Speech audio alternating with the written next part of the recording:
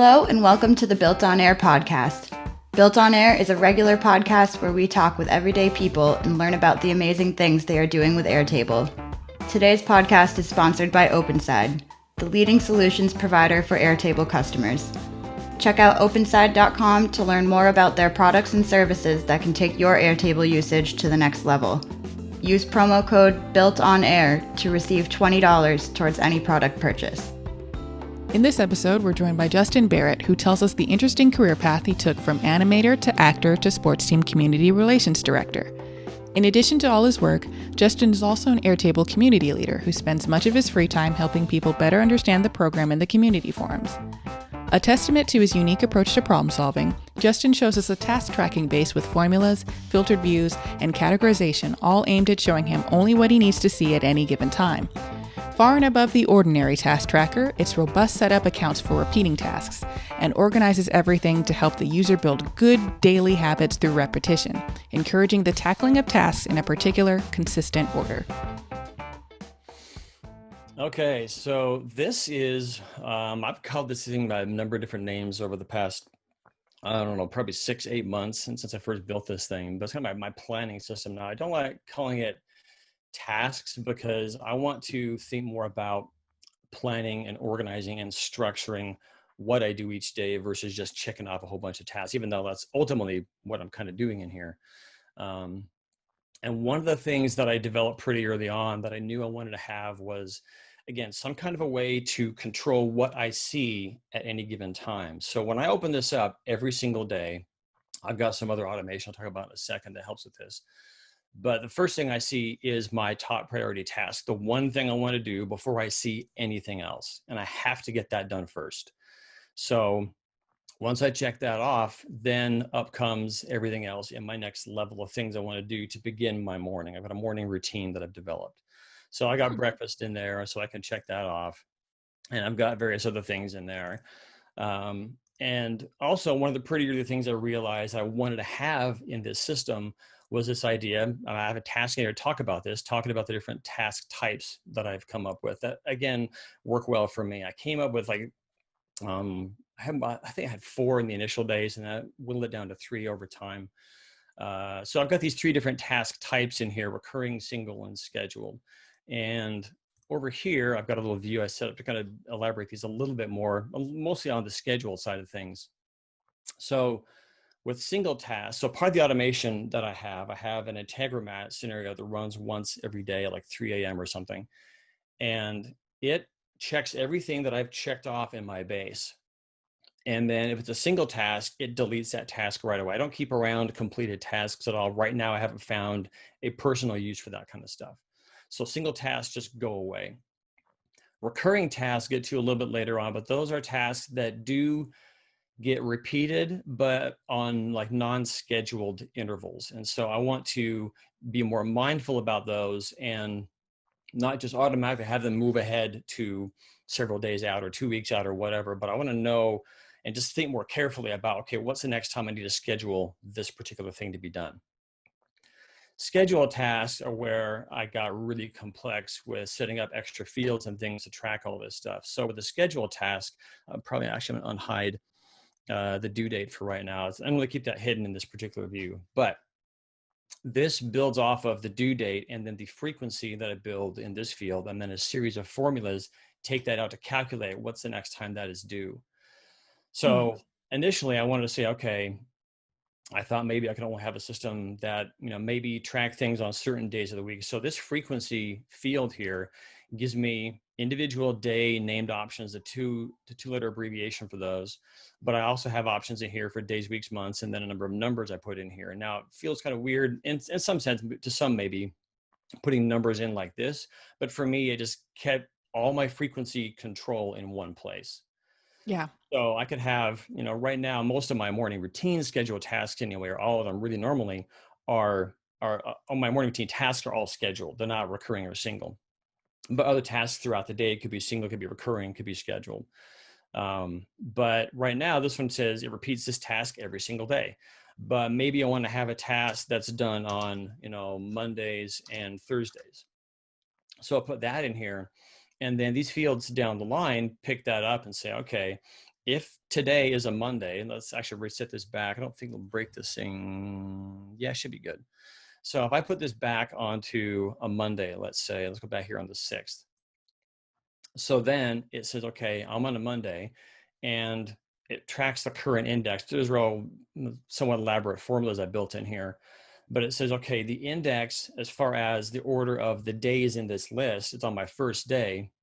The next index, not necessarily the order of this, but like, how many days out is the next one in line? Or what's the gap in between? I forget how I calculated all this stuff, but it just knows, okay, Thursday is the next day this thing is due.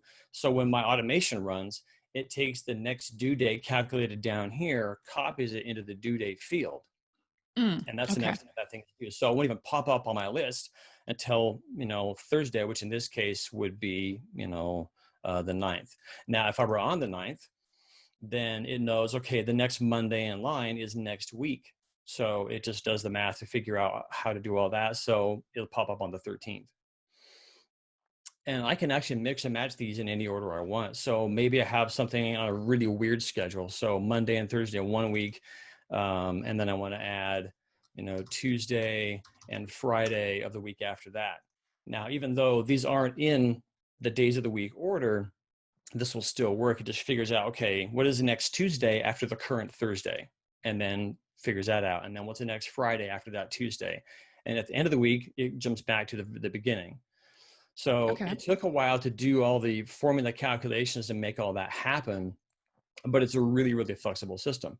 And on top of that, the same field also lets me say, like I have down in here, 1 days, or I could do 3, put weeks in here. I could do, 4 years, whatever, combination of that kind of stuff I want. And it just populates that into a very simple calculation. Okay, go 4 years out from this date, and there's my new due date. So whatever day, every single day, my automation Integromat is run. It just takes this date here.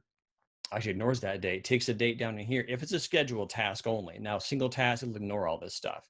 If it's scheduled, though, it would take the next due date, populate that into my current due date, and then that task wouldn't even show up in my view until that next time it's due. So that was one thing that I'm really happy with, that allows me to be as flexible as I want with things that I do want to be on a recurring basis. And this is totally automated. So even if I don't complete a scheduled task, it will still follow that schedule, the schedule that I built for it via this frequency field. So that kind of stuff. Now, in some cases, I don't want it to just automatically jump ahead to the next day or next week or whatever. And I'll maybe throw those back into recurring instead, because I want to be more mindful about that kind of stuff. But some things happen every day, or every Saturday, every Sunday, every Wednesday. So those I just throw on scheduled, and just kind of let it roll from there. That's cool. So that's the schedule. Now, sorry, do you have a question about that? I was just going to ask, again, whenever I'm shown a base, I'll always look at how many hidden fields there are. And there's 27 in this case, originally 28. In order to do something like this, right, obviously you would need many different hidden fields to do sort of that background calculation. And when you have a solution that requires that, it's often hard to figure out exactly where do I need to get this information from and where do I put it. How long did it take you to get this one frequency field to be that flexible? It wasn't that long. I had been really? using Airtable for a little bit to that point, and so it was just kind of sitting down and taking things piece by piece and just figuring out, okay, what am I trying to get out of this? How can I structure the contents of this field to allow the next step to get what it needs, and then that populates the next step from there. So my first pass on this was the Monday, Tuesday, Wednesday, all the day of the week level stuff. And only later on did I add my numbers and the other days and weeks and month options to that and find a way to make both options work in the same field. But the initial progression, the trickiest part of that was to figure out, how do I go from the end of 1 week to the beginning of the next week? But just kind of like breaking it down, doing the kind of mental math and figuring out how is there a repeating pattern of some kind I can find in here? How do I mathematically represent that, or logically, or combinations of that in these various formulas? And so it starts off with it mashing together everything in this field into a single string. And then the later fields kind of parse that string to figure out, okay, do I actually can I find a date value in there? If there's an actual date value, it will come back with a certain result. And then that passes into finding the next index in line based off of that current index. And it gets more complex down the road until the very last next due down here is a very deep level calculation. But it was still kind of built up a piece at a time. And that's often how I work through more complex challenges of any kind, is what's my first level to get some piece I can use to go to the next step, and then the next step, and then the next step. So I won't try and come up with the entire solution all at once. I'll just take it, what chunk do I need now? And how can I use that chunk most efficiently to allow me to do what is the next in line? And then just step by step it all the way through. Great. So that's kind of my task types and how they all operate. So now that I know with that, and go back over here, and I'll often use hotkeys for all kinds of stuff. My favorite hotkeys are for jumping between bases and jumping between views in a base.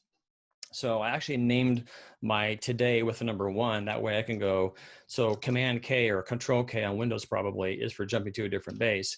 I can go Shift Command K, hit 1, and I'm in my top table there, or my top view that has my current today stuff. Clever. So once that's all done, so I've kind of skimmed over a little bit the whole task visibility thing and how certain tasks can be shown and others hidden and things like that. So that's the next thing I want to show you. So this is also a multi-field kind of collaboration of things, but it all happens in this one table. So I'm going to strip all this out, kind of begin from scratch. Nothing's been done. So right now, I actually have these 2 tasks being marked as visible, but it shouldn't actually. It should only have my top priority task. If I jump back over here, so yeah, the top priority task is still just kind of sitting there on its own. Although I'm still not sure why that second one is showing up with the visibility flag on there. But that will only become truly visible once my top priority task has been completed. So once I check that off, then everything else populates in here and becomes visible. So this field looks at the parent. So the parent is part of what's driving all of this stuff. Every task in this base has a parent. And a lot of that has to do with the visibility structure. So I only want, these are the tasks to become visible once that parent task is completed. Now it's primarily driven based off of, is that task also on the same day? I have some tasks that have parents, but in some cases they're on the same day. Some cases they're on different days of the week. And so if the parent task and the current task have different dates, I won't let the child task, you might call it, stay hidden if its parent task on a different day hadn't been checked off, for example. Okay. It'll still show up. But if it's on the same day, it waits until the parent task is done and then shows the child task. And that's how all the visibility was done and the other side of things. So top priority task, that's done. These all become visible. I use this parent state to figure out, just kind of looking up, okay, is that parent task done? And then that gets calculated in this formula field here to use a number of ifs to figure out, okay, what do I want to be visible based off of these various criteria? Is it not been checked off? If it hasn't, then, okay, does it have a parent? If it does, then is that parent date the same as a current due date? If it is that parent state currently set to be visible? If it is, then go ahead and show the current one. Or the parent state is being checked off, sorry. So anyway, it took a while to kind of narrow down the details of all this as well. So I use that visibility track as my main control in my today table versus is this thing checked off, because I want that parent task to drive what's going on. So again, back out here, I can go back and check all these off. That's also why there's a slight delay, because it's recalculating a formula versus just going off of the checkbox state. So once my morning is complete, then I go into, again, this is all of these tasks have their parent as that morning complete task. So now I go back in here and say, okay, what's the next thing on my day? Review overdue tasks. So I have a view for overdue stuff. And then these are all the things that I didn't get done any day in the past week, month, year, whatever. I can go in here and figure out, okay, I want to add these to my current task list today. So I just pop in here. And again, a hotkey I love to use is Command semicolon. Now, again, normally I don't have these popping in this list, my morning routine stuff, but things like, okay, find the printer ink. Yeah, I'm going to do that today for sure. So I'll pop that in here. It goes off the list. I need a budget today, so I'll pop that in there. Again, just Command semicolon to add those as today's date, and then they pop back over on my other list, but they're still not visible just yet. So my next thing on this list after my overdues is to go through recurring tasks. Again, this is where I want to be more mindful about how I approach this stuff. So I have a view to update all those. Right now I only have one. And again, it's probably morning routine. So morning routine stuff normally doesn't show up in here. They're all scheduled for every day. But if I had other recurring tasks that I had completed the previous day and I need to think about, okay, when does the next time this thing needs to be done? They would pop up in here.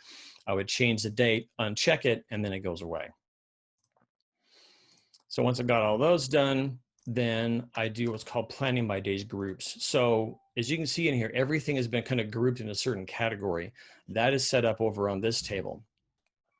Now, I have this set up based off of my actual setup space over here. So these are all the groups that I have for everything. And I'll talk more about some of what the details are in here, but I have certain groups that I always want to be showing in my tasks table. So I marked them as a checkbox there. And then a formula, okay, are they selected, yes or no? So if they're always going to be selected. But what I do normally is walk over here on the today list. This shows me tasks that I have previously marked with the current today's date. So I don't want to just do everything I marked. In some cases, I may give myself too many tasks to accomplish. So what I'll do in this case is, again, be more mindful about looking at this list of the 4 things that are in here and figuring out, okay, do I really want to do those kind of first, in the day? So maybe I'll mark only a couple of these groups and they'll pop over here. And then once I get past the end of my planning phase, only those groups and their tasks will appear in my task list.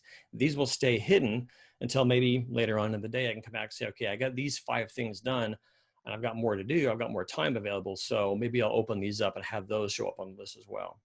Sure. But again, just try to be mindful about not overloading myself with too much to do in a given day, which I still have problems with, but whatever.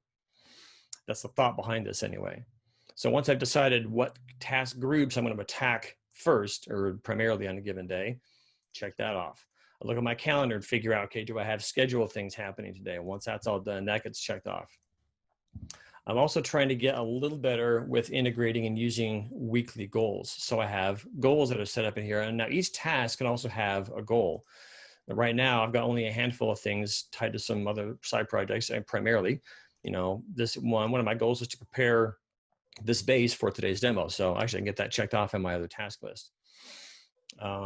But if I have things in here that need to integrate and add as tasks, I'll go back in here and mark those, add tasks for them, mark them as the goal and kind of go from there.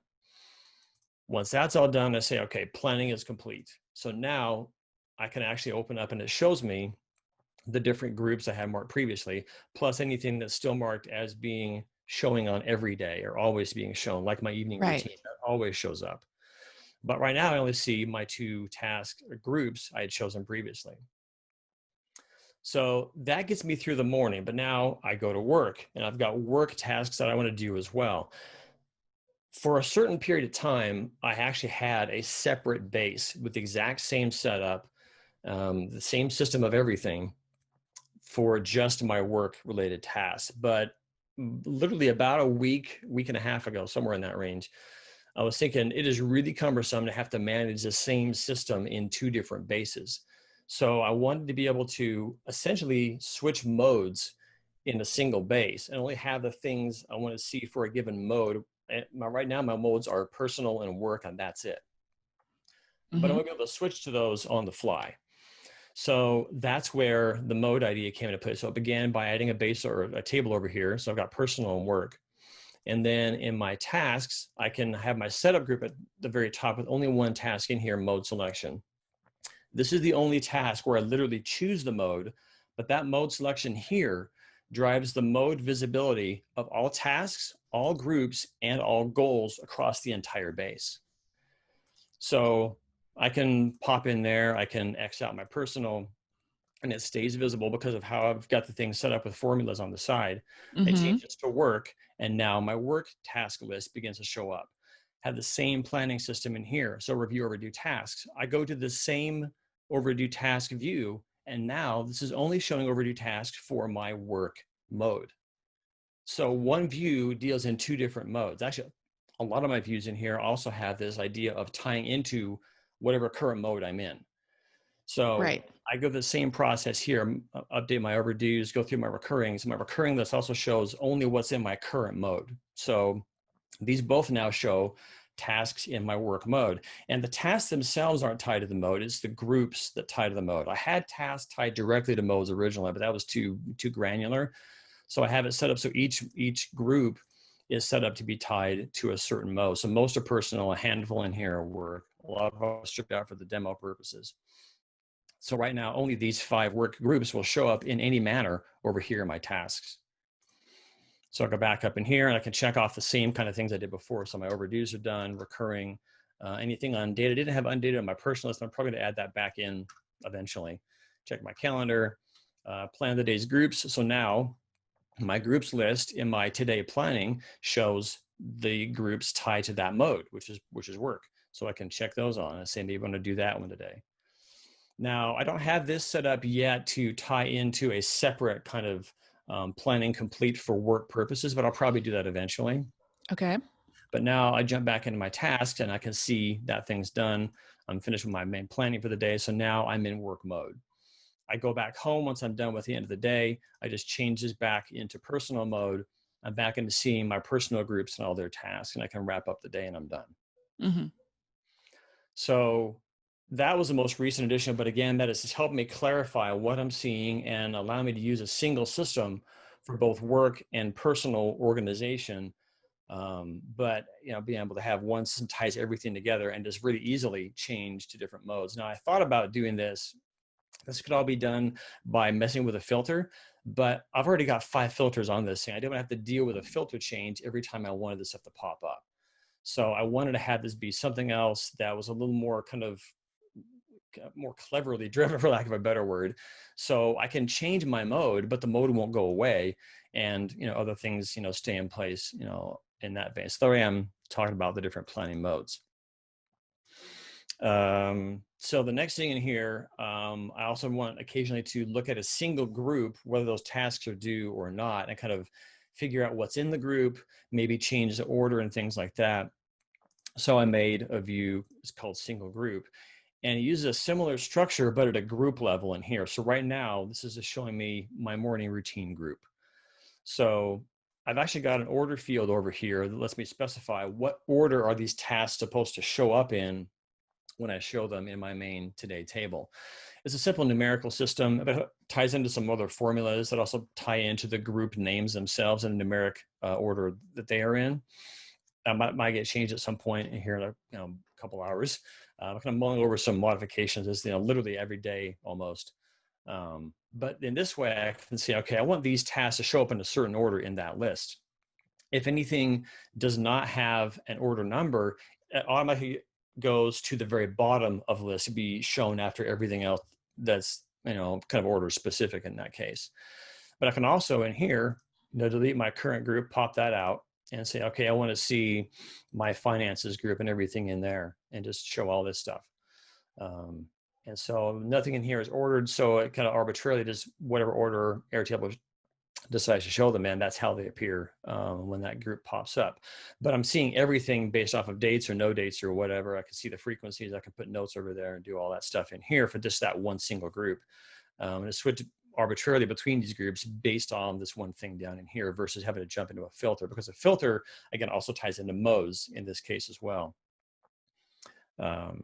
So anyway, that's it about the single group side of things and how the order kind of plays into that as well. So the order then shows up in here. These would actually change order if I change the numbering of those things in that order number field. Right. So that's it as far as the actual planning base itself and the kind of main features I want to demonstrate in there. I do also want to show you my mileage tracker, like I said earlier, but before I dive out of this, do you have any other questions about what's in this space? Not so much a question, but a comment that this works pretty differently than other task planning bases that I've seen, in that it uses, um, I guess, a concept of one record in a table being strictly meta, where it's set up to set up the rest of the base. Mhm. So, like you were just showing before, with what the active group was, to then show the related tasks underneath it, all within the same table, Mhm. as opposed to using, say, yet another table to set that variable in and then have it Yeah. pull in through filters later. So, an interesting way to go about it, and obviously it works because you're using it. And also it seems to be very flexible in terms of, not every day do you want to work on the same, necessarily the same groups, for instance. Mhm. So having that flexibility to say, this day only show me stuff from this group or this category, and then flexibility in another regard with how many or how often a task may repeat. Does it even repeat at all? Yeah. So, and that idea behind the meta concept we talked about earlier, I'd thought about, and I even recommended to some people in the community. And I did apologize. I actually like this setup better for kind of in place selection of what I see in this view versus having to change a filter every time. Um, I had recommended some ideas again to some people in the community about using a connected table and linking everything into that table, strictly for the purpose of changing and only showing a certain option at a certain time. Um, for things like a single select or multi-select or whatever, but using a table in a a little more natural way, I feel, to do that kind of selection. And it's a pretty easy setup as far as how this all goes. So by having this thing linked into my mode table over here, I simply look for this name, mode selection, in the list of all the things linked coming from my tasks. And if it shows up in there, then the task mode just echoes that in this field here. And that could be then looked up back in the tasks table. And the same thing it goes for tying into groups and goals as well. Right. So it's a really easy way to have one bit of data drive a number of other things across several tables. And I can't remember where I came up with a concept for that. I think it was actually inspired by something that I heard Dan Fellers tell me about, and something he heard from somebody else. I forget where it all came from. But it was kind of percolating around in my brain for a while when I began get it set up initially with the groups and then with the modes. Um, it just made a lot of sense to just tie in everything that way. So that's my personal preference for how I drive all this stuff, but it seems to be working out. I really like how it operates so far. Sure. So, do you want to show us the other base? Yeah. So my other one I wanted to share, I had various things I was hoping to also throw in here for other bases possible, but this one was also kind of fun. Um, this ties into a system that I had learned from the community, from W. Van Hollen, seeing some of his demos. The Mm-hmm. concept behind this is where you have every record tie into a single record in some other base. You do certain operations there, you roll all that back into this one, and then do more stuff to allow certain kind of magic to happen, you might call it. So the idea here is I wanted to be able to really easily track mileage. I could have manually put in, and I initially did, back when I had this thing as a spreadsheet, I was manually entering mileage for all the trips that I took. And I would frequently go from place to place to place to place. And some of these locations I was going were always the same. Right. And I have to look up and see, okay, what was the mileage between A and B or B and C or A and C? And I had a separate space on my spreadsheet for that. And so I wanted to automate that as much as I could. So this table right here is set up with a link field, and that's again the common system that he set up. Where is it? Link to calc. There it is. So this, by the fact that this is the driver for this group, any new record that I add in here automatically has that link made for us. So it's a Yep. really convenient way of keeping that in place. That is one of my favorite little tricks for Airtable, and I think everyone got it from W. Exactly. Exactly. So that ties into this. But this is also pulling in information from a common trips table. This has the same link connection set up in here. So, and this is the space where I figured out, okay, I want to go location 1, location 2, that's this many miles, 1 to 3 is this many, and so forth. So what I have hidden out here, let me just show all, I'll make this a little easier, is I need to build a string that is a consistent length that I can then kind of dig out via indexing later on. Yep. So I just pad it out with a bunch of asterisks via a formula here. And now I wanted to do that. So if I'm in my trips table and I go from 1 to 2, it'll pick it up. But I also pick it up if I go from 2 to 1. So both directions. Mm-hmm. So I'm actually building 2 different strings in here. So location 1 to 2, 2 to 1, and it builds those strings out individually. And it also tracks in what the miles are, and I pad those out to 3 digits. So if I have a longer trip, that can also be in here as well. And then my mashup length is looked up from this control field. So this is the full length of that string that it builds to pad everything out. I can control that if I need to. So then in here, I have a roll up of all that stuff. And then back in my trips, let me expand and show all the hidden ones out here. That one's actually dead. So I'm just going to go ahead and delete that for right now. It's part of the demo anyway. So down in here, I roll up all that stuff and then I figure out, okay, do I find that I should rebuild that mashup the same way in this base, or this table rather. So puts together 1 and 2 the same way, and then says, do I find that in that big, gargantuan mashup? If it does, find the placement of that thing in my larger, collection of information here, the string that was built, to figure out, okay, what is the mileage for that combination?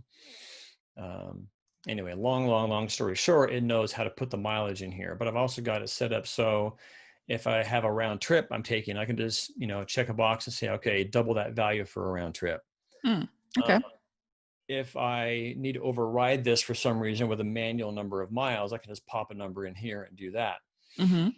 I also have this set up. One of the latest editions I didn't use it very frequently, but occasionally it came in handy, was to not just allow me to do it by location, but maybe I want to record something based on my odometer. So if I enter, instead of a location in here, if I enter,